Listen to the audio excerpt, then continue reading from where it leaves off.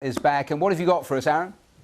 We're talking about the art of giving, if you will, Matthew. You know, look, Matthew, around the world, governments have been forced to spend at least $10 trillion. That's $10 trillion to cope with the impact of COVID-19. It is an eye-watering sum of money, especially, Matthew, when many of these governments are facing their deepest recessions ever. So what happens to poor individuals or even countries that kind of slip through the gap there? And now I know that is a question that's been certainly occupying my next guest. So on that note, let's jump straight over to wonderful Dubai and join Badr Jafar. He is the founder at the Centre for Strategic Philanthropy at the University of Cambridge. That centre focuses on promoting the art of smart giving, especially in the emerging markets. Badr, a real pleasure having you with us. We know that you're a passionate philanthropist. I'm wondering, is there an art to giving? Because I was thinking about this, I was thinking surely just giving the money away itself isn't simply enough.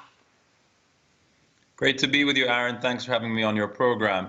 So I guess as with many practices, philanthropy is part art, part science, and there's no one-size-that-fits-all approach to giving.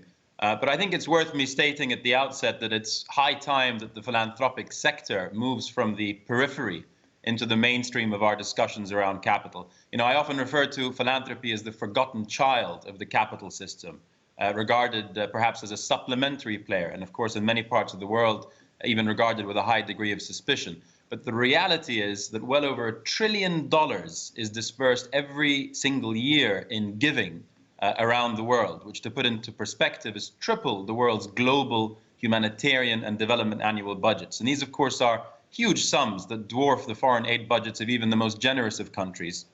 So fundamentally, there's a huge opportunity for capital from government and business to combine forces with capital from global foundations, corporate foundations, and leading philanthropic institutions to jointly develop and invest in much-needed solutions to our world's greatest challenges. And this is, in essence, what the Center for Strategic Philanthropy was launched for, with a focus on the emerging markets. But Badr, on that note about that $1 trillion being sort of given away, many will ask, where does much of that money goes to? Because some may suggest there needs to be a little bit more, perhaps, transparency in that to properly understand it. And therein lies the opportunity. I think the reality is, in many parts of the world, we don't actually know where it goes. But as I said, therein lies the opportunity to really focus on strategic giving, which is essentially impact-driven giving that's evidence-based and uses disciplined planning, execution, and diligent follow-through in order to achieve the intended results. And really a focus, as you said, on accountability and transparency, and not transparency for transparency's sake, but because it fundamentally builds trust within the sector and, of course, between sector actors. You know, since COVID-19, there are reports, McKinsey being one of them, estimates that more than $10 billion globally was given. This is back in May, by the way, May 2020. So it's a big increase in private donations.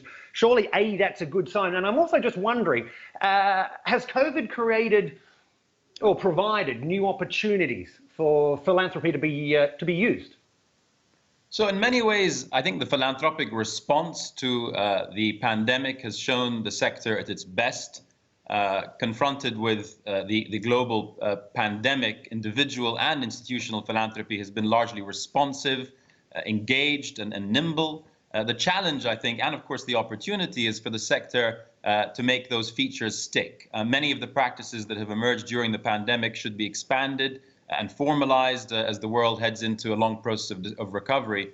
And I think those include optimizing the grant-making process, including, of course, using digital tools, accelerating the pace and volume of data-driven strategic giving, more partnering, that's crucial to go further, faster, investing more in local communities, that is really essential, and a trend I think that's very encouraging.